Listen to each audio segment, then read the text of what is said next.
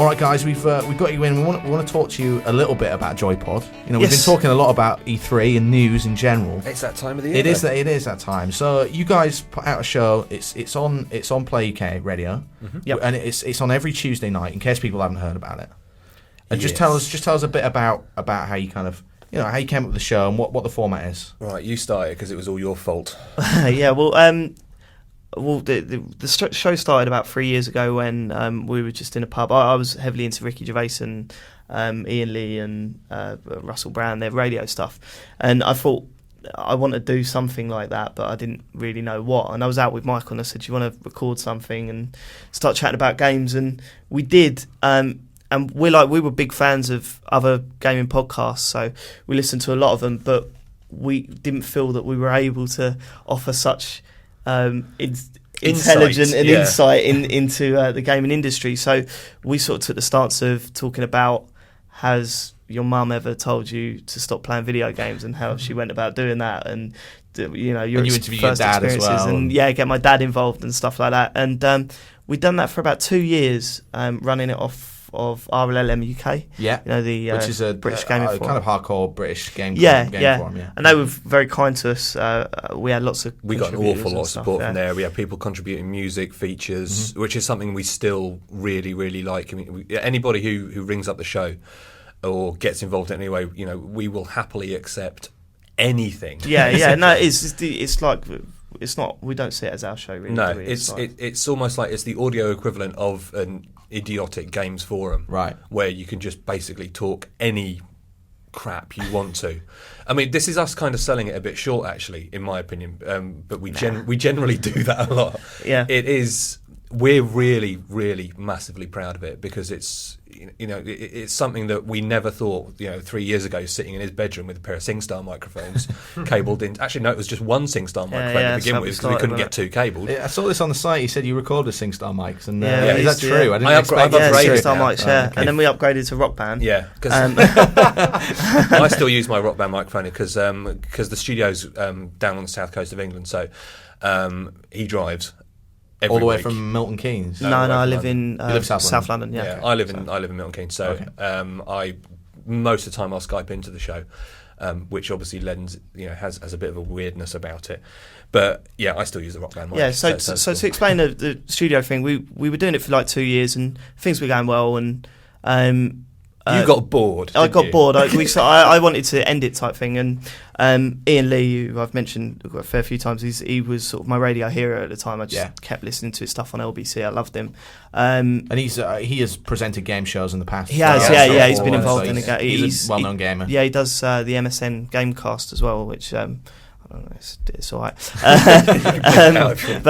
So he done a few shows for Play Radio UK, so I listened to them and I loved it because it's internet radio, it's not FM broadcast, so there's no limits as to what you can say or do as long as it's not libel, basically. Sure. That's the only real rule they've got there. And I don't know if you heard of Tommy Boyd. He used to be. He's big on talk radio, but he used to present many years ago. He used to present Wide Awake Club with Timmy Mallet.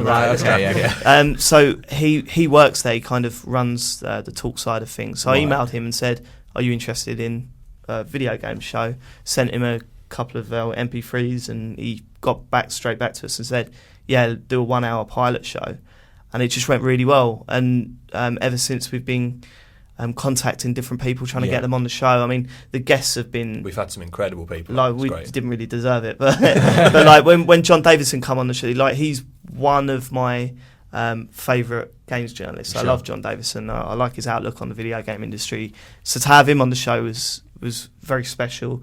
And then to have, like, Kieran Gillen and Garnet Lee and stuff. And then Ian Lee, which you nearly explained. Yeah, that was embarrassing because he was in the studio. He was sitting opposite me, and it was just like, oh, God, how am I going to cope with this? But no, it went really well. And it's nice to see guys that really know their stuff and sort of let their hair down a little bit and just muck about. I mean, we have a feature on our show which I think sums our show up called Alpha Best, which is we're trying to collect the best games of all time in alphabetical order. So for every letter, we've got the best game for that letter. Awesome. And we had, what was it? It was when Garnet was on, we were comparing Super Mario 3 to SWAT 4. And it's like, and there was people ringing up, saying, look, you can't do that. You can't. The thing is, we can, though. Yeah, it's why our not? show and we do what we bloody want. Yeah. The thing is, we're not comparing. Oh well, obviously, technically, this is a better game. It's just like people just have to give us a decent reason why it's a better game. It could be, because I stayed up till 3 o'clock in the morning playing it one day and missed school the next day or something like that. And if we like it, that's it. Sure. Fantastic. It goes to the top of the list, which is. But great. it's just really fun to do. I'm sure you guys have you must love doing this podcast. Yeah, absolutely. Right? I mean, for you, you're on an hourly show. For us, it's actually a problem when we keep running on and on. We can just stay in here for as long as we want, really, usually, and it's actually keeping it to a reasonable length so that people. Well, that's it. I mean, we get to the end of our show. I mean, it runs between 7 and 9, and at 5 to 9, it's just like bugger. We haven't said that. We haven't mentioned that. Yeah, exactly. You've got calls on the board. You've got the phones lighting up. You've got the Skype lighting up. You've got emails coming in. Twitter feeds going mad. And it's just like, could we extend the show another hour? If we could, we would easily fill it, which is brilliant. Sure. But we have to limit ourselves just to that 2 hours each week. And I put that down basically to all of our, all the people who listen to us and contribute, because it's absolutely great. We never thought we'd be able really to pull a talk show together about such a visual and interactive medium. But somehow we've managed to actually get it sorted. For me, it's not, it's not about like sort of. It's not about us being it's hard famous, to explain. It's not about like us there running a show. for It's just such a laugh, It's such good fun. You can have a hobby, then it's exactly. Yeah. And that's what I see it as, like a hobby. We both have full-time jobs, and we just trundle down to this place and just have a chat and leave again and get some lovely feedback. Yeah. And to be able to incorporate meeting and talking to some of our sort of favourite people within the industry. That's it. And getting experiences like coming on GameSpot is wicked, because who'd have thought, as we said 3 years ago, that we'd be sitting exactly in your bedroom, the biggest UK gaming podcast. And what do you? Well, thank you very much. And what do you see the show? I mean, obviously it started out on the fringes, I suppose, and now have you kind of consciously wanted to kind of get in with the industry and interview people from the industry, or do you see yourselves quite outside that area? I wouldn't mind. It's not something that I've got planned as of yet, but I'm just happy being a fan of games, at the moment. And if that involves meeting and talking to these people in the industry, and I'm interested in how the industry runs and that, but I'm more interested in someone, a fan, telling me that his wife has stolen the Xbox and hid it in the toilet or something. To me, I find that missing a little bit Xbox 360 controllers a few times, or that he has to get Sims 3 for his girlfriend, or it might be by the end of it. Yeah. I come in for a fair bit of stick on the show, to be honest, but hey, I bring it on myself. But no, it's true. We don't really have any plans for it. We just go in, we do it, and people seem to like it, which is great. And if we can continue doing that and meeting people who we actually care about, who we actually care about, people who Elmo said it best, David said it best a little while ago, which was, people can come on and they can be the most important people in the industry. We've had some, to be honest, pretty big people on in the Grand Old Word of Podcast, and they came on, talked rubbish for 2 hours, and it was great. And that's basically what we like doing. Having anybody can come on and just say what they want to say about games, and that's it. Yeah, I mean, getting Garnet Lee to confess to commentating over his own sports games when he was younger was sort of if there's achievement points in podcasting, that would have been one for us. That's it. And getting to export Millwall as well in the end. It's just like, well done there. Congratulations. You get a platinum trophy on that one. One of the interesting confessions from Garnet was, you managed to get out of him that he was looking at coming to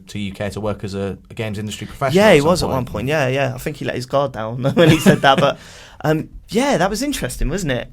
A lot of speculation kicked up after that. That's it. I mean, because it's a bit more of a chilled out show, and we can attack. Get them when they're on the people just sort of like relax, and they'll happily go, "Oh, okay, well, yeah, this is what's happening here," and people just sort of like see it as almost like a 2 hour mess about, and if that's how they want to take it, that's fantastic. And if whatever they want to say, they can get away with it. So we should mention, but go back to RLM UK for a second, because it's a great forum. If anyone hasn't checked it out, go and head over there and get involved. So some intelligent discussion over there. And those guys really seem to, and also some the usual kind of fighting. Yeah, one tip: if you are joining the forum off the back of this, don't post a hello post, because you will get tracked down and killed.